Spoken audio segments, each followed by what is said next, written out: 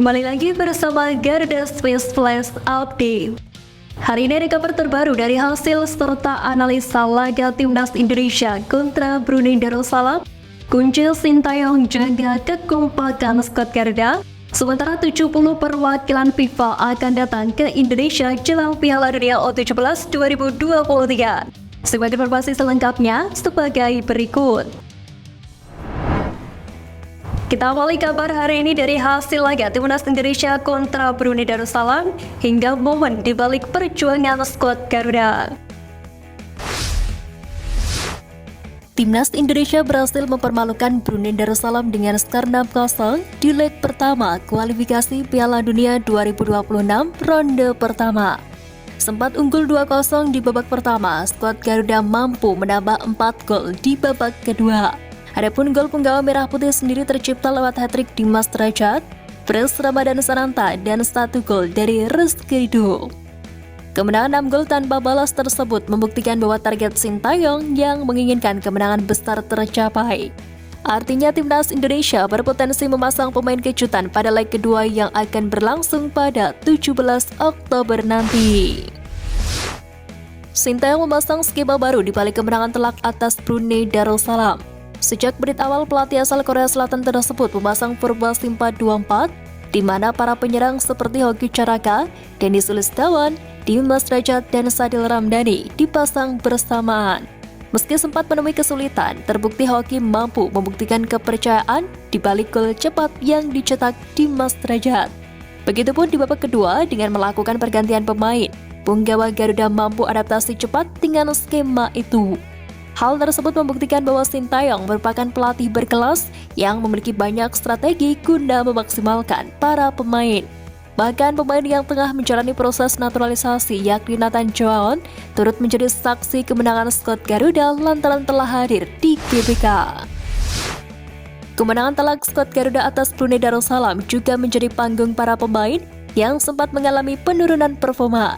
Sebut saja Dimas Derajat yang sempat mengalami cedera dan mengalami penurunan gol mampu menciptakan hat-trick. Sadil Ramdhani yang sempat dihujat lantaran egois kini mampu mencetak lebih dari 1 assist. Bahkan Ricky Kambuaya yang dianggap mengalami penurunan kreativitas di laga kontra Brunei Darussalam mampu menjadi kreator sejak diturunkan di babak kedua. Hal itu membuktikan bahwa tim merah putih memiliki kedalaman skuad yang mumpuni. Meski beberapa pemain inti seperti Ivare Janar, Rafael Strik, dan Marcelino absen, skuad Garuda masih memiliki beberapa pemain berkualitas. Kita masuk ke kabar selanjutnya, ada Sintayong yang membocorkan lawan terberat Timnas Indonesia, sementara Pratama Arhan ungkap kunci kekompakan skuad Garuda. Timnas Indonesia mendapatkan dukungan langsung dari Presiden Jokowi kala menghadapi Brunei Darussalam di leg pertama kualifikasi Piala Dunia 2026. Kedatangan Presiden Jokowi tentu menambah semangat dan motivasi skuad Timnas Indonesia semakin berlipat. Hal itu terlihat dari hasil laga yang telah terjadi. Diketahui Presiden Jokowi sendiri memang kerap mendukung langsung aksi Timnas Indonesia bersama jajarannya. Terlebih di PSSI era Erick Thohir kali ini, Presiden Jokowi turut mensupport penuh perkembangan sepak bola tanah air, termasuk training center yang tengah dibangun di IKN. Terlepas dari hasil laga kali ini, pelatih Garuda Sintayong mengaku selalu mewanti-wanti pemainnya untuk tidak lengah menghadapi Brunei Darussalam. Menurutnya, lengah bakal menjadi lawan paling berat skuad Garuda. Hal senada juga diungkapkan Kapten Timnas Indonesia Asnawi Mangkualam Bahar. Pemain yang berkarir di Korea Selatan tersebut menegaskan kepada rekan-rekannya untuk terus berkembang tanpa meremehkan lawan. Sebab pasti ada leg kedua yang akan berlangsung di kandang Brunei Darussalam pada 17 Oktober mendatang. Bagi Timnas Indonesia, Pratama Arhan mengungkapkan sedikitnya terdapat 3 kunci kekompakan Timnas Indonesia di laga kontra Brunei Darussalam. Pemain yang kini membela Tokyo Verde tersebut menilai komunikasi menjadi kunci utama bagi skuad Garuda untuk kompak. Selain itu, kekompakan tim dalam tubuh skuad Garuda tidak akan terjadi jika tak ada kerja sama di dalamnya. Sehingga Pratama Arhan menilai saling kerjasama merupakan kunci agar Timnas Indonesia selalu kompak. Dan terakhir, Sintayong yang saat ini menjadi pelatih Timnas Indonesia menjadi kunci ketika instruksinya ditaati oleh para pemain. Beralih ke kabar Piala Dunia U17, ada 70 perwakilan FIFA yang dipastikan akan segera datang ke Indonesia. Sementara Erick Thohir mengaku terpacu untuk mengembangkan pembinaan dini berkat FIFA. Ketua Umum PSSI Erick Thohir menyatakan sebanyak 7 orang perwakilan dari Federasi Sepak Bola Dunia atau FIFA akan tiba di Indonesia mulai 15 Oktober 2023. Kehadiran mereka bertujuan untuk mengawasi penyelenggaraan turnamen Piala Dunia U17 2023 yang akan digelar di Indonesia pada bulan depan.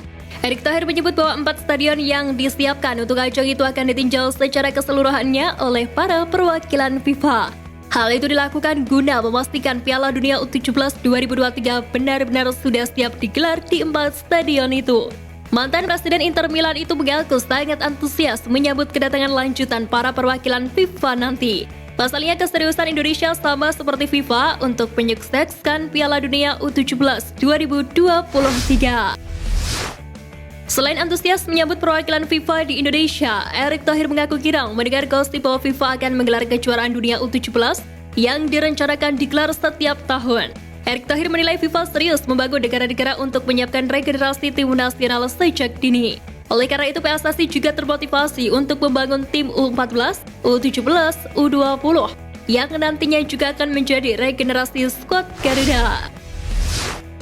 Di kabar penutup, ada Kyrgyzstan yang berpotensi ikut serta di Piala AFF 2024 hingga Witan Sulaiman yang bersanding dengan pesepak bola tenar dunia. Timnas Kyrgyzstan resmi bisa bergabung di kompetisi AFF tahun depan atau pada 2024 mendatang. Federasi Sepak Bola ASEAN mengumumkan hal tersebut lewat akun media sosial resmi federasi. Bergabungnya Timnas Kyrgyzstan membuat jumlah tim peserta turnamen AFF 2024 mendatang genap menjadi 12 negara. Dalam unggahan tersebut, AFF mengatakan kedua pihak sudah mencapai kesepakatan kerjasama termasuk keikutsertaan Timnas Kyrgyzstan di turnamen tahun depan. Menariknya, bergabungnya Timnas Kyrgyzstan ke turnamen Piala AFF 2024 mendatang dipastikan bakal membuat skuad Garuda semakin tertantang untuk meraih gelar juara. Winger Timnas Indonesia Witan Sulaiman secara mengejutkan masuk dalam salah satu unggahan FIFA di Instagram. Tak tanggung-tanggung, Witan bersanding dengan nama-nama tenar seperti Lionel Messi hingga Federico Valverde. Diketahui unggahan FIFA itu mewakili keragaman negara-negara yang akan bersaing dalam upaya mencapai Piala Dunia 2026. Mereka akan memainkan laga kualifikasi pada Oktober 2023. Negara-negara Amerika Selatan seperti Brasil, Argentina, dan Uruguay akan memainkan matchday ketiga dan keempat kualifikasi Piala Dunia 2026. Sementara Timnas Indonesia memainkan laga putaran pertama kualifikasi zona Asia melawan Brunei Darussalam, sebab skuad Garuda tidak berada dalam peringkat 26 besar di Asia. Ketua Umum PSSI Erick Thohir angkat bicara mengenai bek Swansea City Nathan Jones yang masuk dalam proyeksi naturalisasi pelatih Sintayong. Seakan masih bunga suara, Erick Thohir mengaku belum mengetahui keinginan dari Sintayong. Justru Erick Thohir menegaskan bahwa naturalisasi yang saat ini tengah berjalan lancar, yakni proses yang dijalani JITSES. Berdasarkan informasi terakhir, naturalisasi JITSES sudah masuk ke Kementerian Hukum dan Hak Asasi Manusia Republik Indonesia. Erick Thohir sendiri kerap memberikan kejutan untuk sepak bola tanah air usai menjabat sebagai Ketua Umum PSSI. Dan sekian Flash News kali ini, Sobat Garuda. Mari terus dukung perjuangan Timnas Indonesia. Nantikan Flash News Edition dari Garuda Space selanjutnya. Terima kasih dan salam olahraga.